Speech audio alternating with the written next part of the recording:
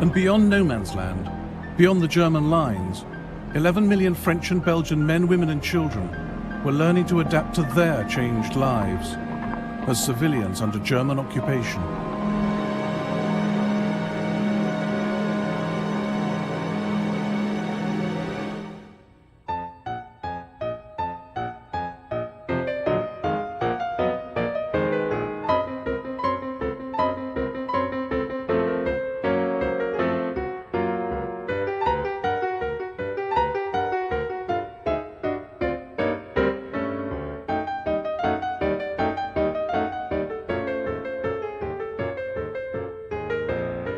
Tuesday, cruel Tuesday.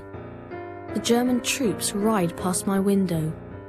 I hear a guttural order.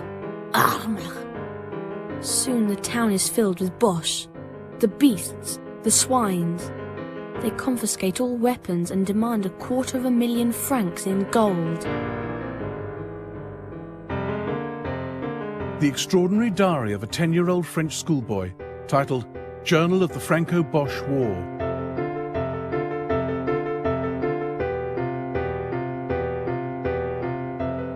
Yves Congar lived with his family in this house in Sedan, eastern France.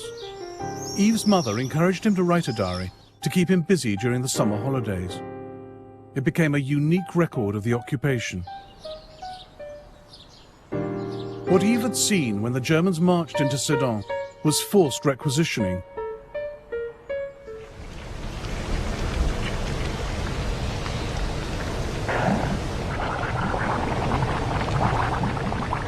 At the outset, Germany adopted a policy of state intervention for war production.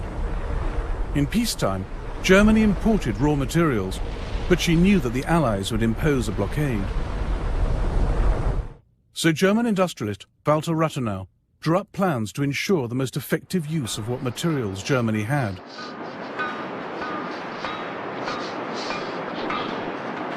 But after a few weeks of war, the German state had most of France and Belgium's industrial and mineral resources at its disposal. These were now taken back to Germany, millions of tons of raw materials, plant and foodstuffs.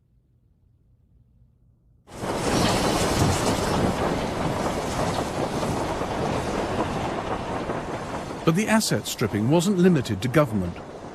The German army was ordered to live off the occupied territories. What the soldiers wanted, they took. Moved on towards Fromelles. The inhabitants were pensioners. Our boys found a stash of wine and eggs. We helped ourselves. In the meantime, the church was shot to bits. Not a single house was spared. They have taken, rather stolen from us, straw, copper, oats, and the belongings of over 8 million people. They have looted the cellars, the empty houses, the walnut trees, the telegraph poles, and the livestock.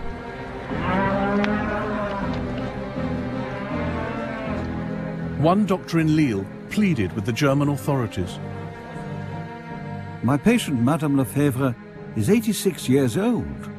She is in a state of great weakness and serious malnutrition, which makes it absolutely necessary for her to keep her mattress.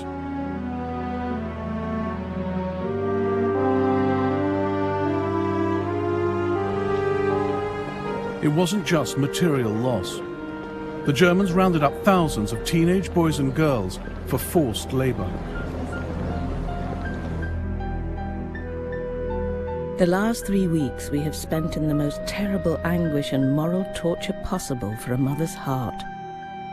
At 3 in the morning, these German heroes go out with a military band and machine guns and bayonets fixed to hunt down women and children, to take them away. God knows where. Or why.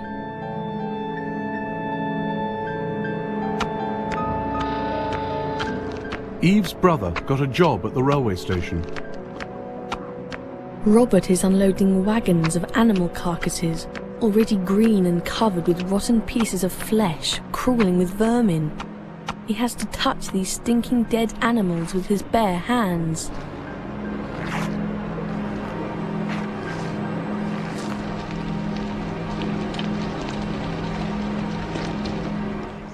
Occupied France was run like a military state, as this film of the German military police in Lille shows. Clocks were set to German time, new identity papers issued.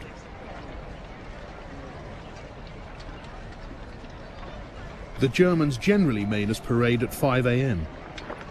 One night, however, the whole commune was called out at 1 in the morning. An old man of 92 asked to be allowed to stay in bed. But the troops made fun of him, pushed him out of the house, and said that fresh air was good for the dying. Ordinary people had stark choices to make about how to deal with the occupation. There was some resistance against the Germans, mostly passive.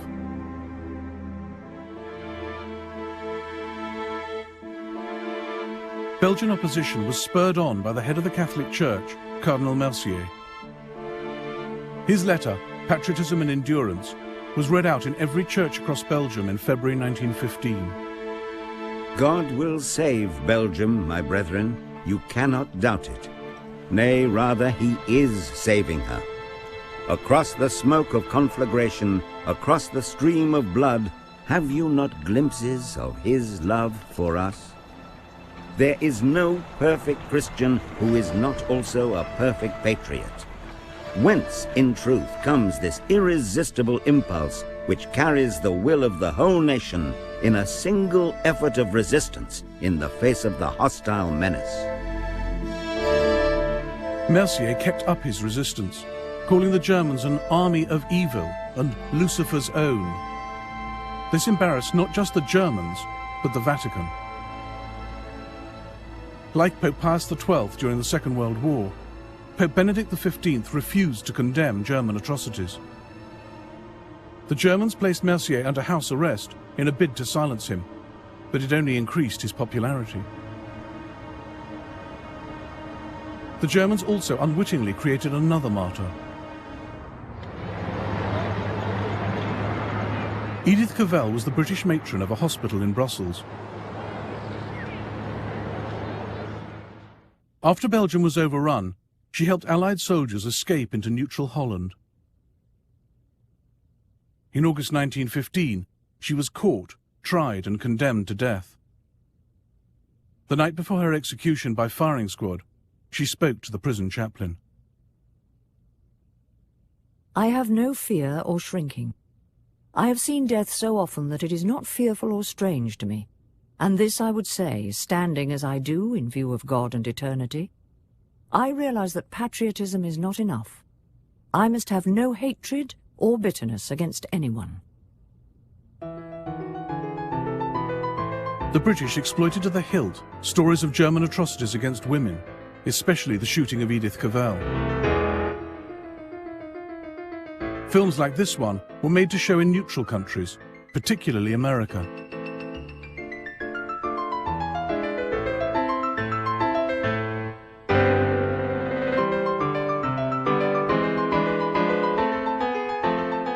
I closed her eyes and placed her body in the coffin. She was the bravest woman I ever met, going to her death with poise and bearing.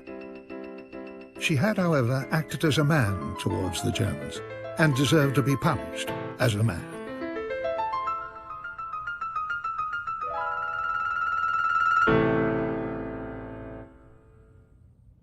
The Germans rounded up underground leaders, then posted notices of their execution. And they used another method to ensure civil obedience. They took hostages, including Yves Congar's father. The hour is near. The last meal together. The goodbyes. The hugs. I want to cry. Father walks to the station with just us boys. I bite my lip and feel my eyes tightening.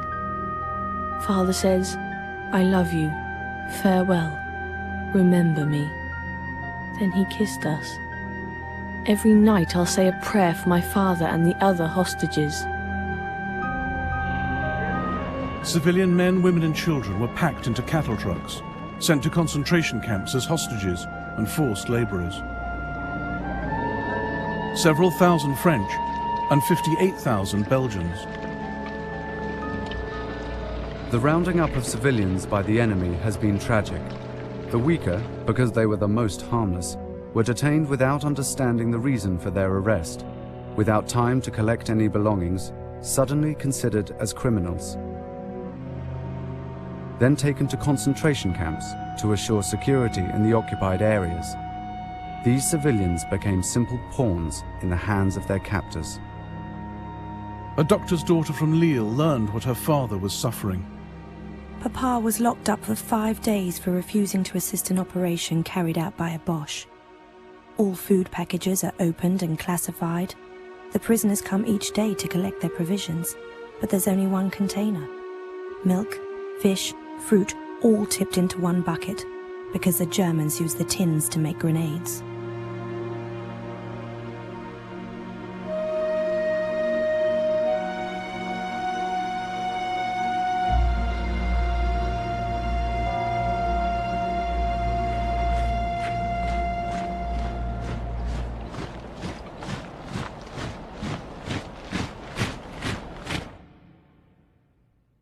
Far from being broken by the German occupation, Yves Congar, who became a prisoner in the Second World War, was politicized by it. There's hardly any bread. The swines will leave us to die of hunger. Too bad. After all, we are French, and if we have to die, we shall die. But France will be victorious.